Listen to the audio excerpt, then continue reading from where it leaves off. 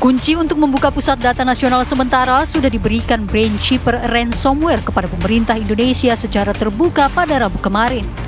Pemerintah melalui Menko Polhukam pun mengumumkan jika layanan publik yang menggunakan server PDN sudah dapat diakses kembali. Namun, masalah peretasan ini belum sepenuhnya selesai. Yang tak kalah pentingnya adalah pemerintah tetap harus melakukan investigasi mengenai bagaimana peretasan terjadi dan mengapa standar operasional prosedur atau SOP terabaikan. Termasuk dugaan adanya orang dalam yang sengaja mempublikasikan sistem PDN sehingga memudahkan pihak luar melakukan akses patut dituntaskan. Sejumlah pihak yang berkompeten dan berkecimpung di bidang teknologi informasi menyebut jika proses audit dan investigasi forensik memang membutuhkan waktu yang panjang. Meski demikian, hal ini menjadi penting guna memulihkan kepercayaan masyarakat dan juga dunia kepada pemerintah dalam hal menjaga keamanan data. Lalu, langkah apakah yang harus dilakukan pemerintah untuk mengungkap kabut tebal peretasan ini? Mungkinkah ada pihak lain yang sengaja mengambil keuntungan dari bobolnya PDN ini?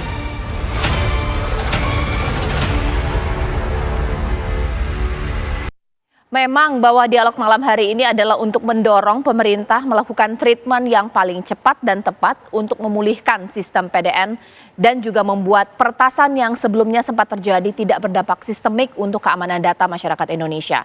Tapi bukan berarti kita tidak belajar, pemirsa. Penyebab dari bisa diretasnya PDNS ini apa, pemirsa? Karena sampai dengan saat ini muncul isu bahwa ada keterlibatan orang dalam hal ini. Itu akan saya bahas di Apa Kabar Indonesia Malam. Sudah bersama saya di sini, yakni Mas Ibnu Dwi Cahyo yang merupakan founder Cyber Sehat Indonesia. Mas Ibnu, selamat malam. Assalamualaikum. Selamat malam Mbak Caca. Ya. Waalaikumsalam warahmatullahi wabarakatuh. Saya juga telah tersambung dengan dua narasumber saya di sini, yakni Mas Alphonse Tanujaya, pakar keamanan siber, dan juga Mas Farhan dari Komisi 1 DPR kita. Selamat malam. Assalamualaikum Bapak-Bapak. Selamat malam Farhan, malam Ibnu, malam Caca. Iya, saya ke Mas Alphonse lebih dahulu. Mas Alphonse, sekarang kan begitu kencang berhembus kabar bahwa ada dugaan keterlibatan orang dalam. Sebagai pakar keamanan siber, arsitektur yang dimiliki oleh negara PDN ini seharusnya sulit ya untuk diretas. Kalau ada keterlibatan orang dalam, masuk akal nggak sih Mas Alphonse? Sebenarnya kalau melihat arsitektur yang sekarang, tanpa keterlibatan orang dalam pun itu mudah ditembus ya. Apalagi ada keterlibatan orang dalam seperti yang beberapa hari ini di Twitter rame ya. Jadi ya sebenarnya udah parah ya, jadi lebih parah lagi. Apa yang membuat arsitektur dari PDNS ini gampang diretas? Mungkin tanpa keterlibatan orang dalam. Kita lihat simpelnya saja, satu data center sedemikian besar, harusnya backup itu sesuatu yang mendasar. Jangankan data center, pengguna biasa aja biasa backup. Ini data center yang jauh di atas data center biasa, jauh di atas data center enterprise yang biasa. Ini sama sekali nggak punya backup. Itu mencerminkan satu penerapan security yang luar biasa ceroboh. Apakah itu ngikutin ISO, standar-standar keamanan? Ya kalau backup aja nggak dilakukan, ya sangat diragukan dia mengikuti itu gitu loh. Atas dasar itu kita bisa bilang bahwa ya tanpa perlu ada keterlibatan orang dalam pun pengelola PDN ini sudah sedemikian lemah ya. Yang kemarin ya, kita harapkan ke depannya bisa berubah. Oke, sekarang saya ke Mas Ibnu. Mas Ibnu, kalaulah memang ada keterlibatan orang dalam peristiwa ini, sebenarnya apa sih motivasinya? Untuk apa meretas PDN? Apa yang dikejar? Oke, yang pertama ya, yang harus kita ketahui bersama secara umum, adanya kebocoran data itu paling tidak, itu ada 3 penyebab. Yang pertama, memang ada serangan dari luar, lalu yang kedua sistemnya sendiri yang rapuh ya, mungkin error atau semacamnya, lalu yang ketiga memang ada insider atau orang dalam tadi. Nah, untuk menyebut ini penyebab utamanya itu apakah beneran orang dalam, ini kan nanti menjadi tugasnya dari pemerintah. Jadi jangan sampai masyarakat ini terombang-ambing oleh berbagai hal yang ada di media sosial. Jadi pemerintah juga harus ngomong nih hasil investigasinya seperti apa, kalau perlu melibatkan pihak ketiga profesional untuk mencari kebenaran seperti apa. Lalu kalau kita lihat kalaupun memang ada insider yang terlibat, motifnya apa itu kan bisa bermacam-macam. Jadi kita juga tidak bisa tebak-tebak. Mungkin ada yang motif ekonomi, mungkin ada yang motifnya cuman iseng. Ya kita juga tahu kalau seumpama itu ada kesalahan misalkan dari pihak dalam insider, misalkan dia ada petugas yang mengklik ya web tertentu, link tertentu yang akhirnya mengarahkan ya ponselnya ataupun komputernya yang berada di jaringan PDNS tersebut, lalu bisa masuk malware segala macam, terinfeksi dan akhirnya data tersebut menjadi korbannya ransomware, terenkripsi, tidak bisa dibuka. Nah, itu memerlukan investigasi lebih lanjut ya, sehingga kita tidak bisa menyalahkan 1-2 orang. Kalau kita lihat yang rame di Twitter itu kan sudah sampai sebut nama segala macam, lalu ada Facebooknya dicari tahu alamatnya, namanya segala macam lah.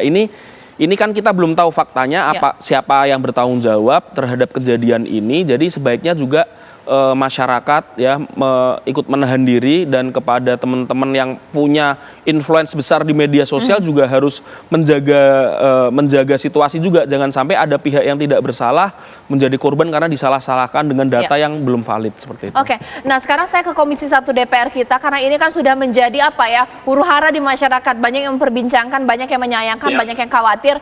Sebagaimana kemudian di DPR Komisi 1 ini meminta konfirmasi, ini benar tidak ada keterlibatan orang dalam, sampai sudah sebut nama ini di Twitter.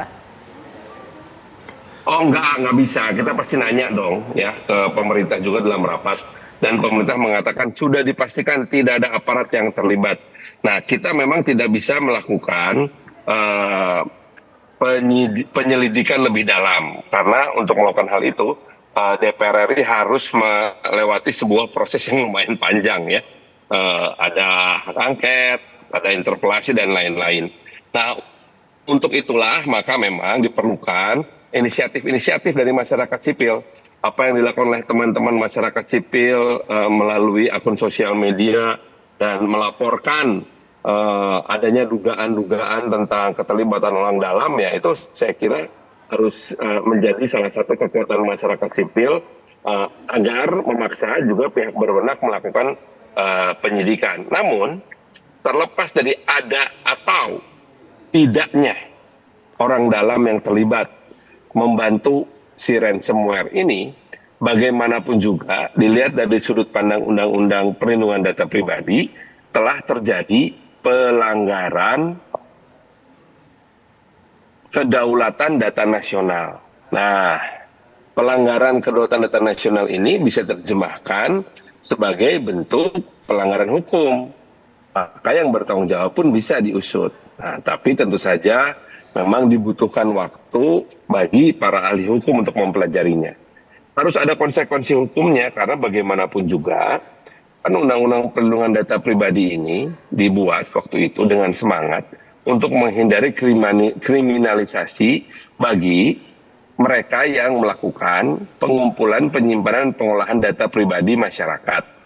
Nah, artinya memang telah terjadi fakta di mana masyarakat itu data pribadinya disimpan dalam suatu tempat yang pengelolaannya tidak memberikan rasa aman kepada masyarakat. Nah, inilah yang harus kemudian dilihat.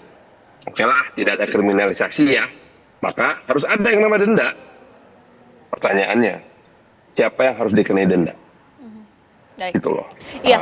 Karena dampaknya sekarang salah satu yang paling lucu adalah di banyak lembaga negara ya, lembaga pemerintahan, kementerian dan lain-lain, itu sudah tidak bisa lagi menggunakan tanda tangan elektronik. Terpaksa harus tanda tangan basah lagi, surat bertumpuk-tumpuk itu sekarang. Layanan jadi tertahan-tahan. Jadi surat yang biasa ditandatangani dengan menggunakan QR code itu sedang tidak bisa sekarang karena sistemnya hancur berantakan. Oke, ditahan dulu Mas Farhan, nanti saat lagi saya akan tanya kepada Mas Alphonse. Sebenarnya Mas Alphonse, ketika PDNS ini diretas, yang pertama kali begitu terdampak adalah sistem keimigrasian. Kalau dari hemat Anda, kiranya apakah ada tujuan tertentu dalam tanda kutip kenapa kemudian itu yang diserang? Kita tidak tahu apa motivasi dibalik diretasnya oleh branch shipper dari PDNS sesaat lagi.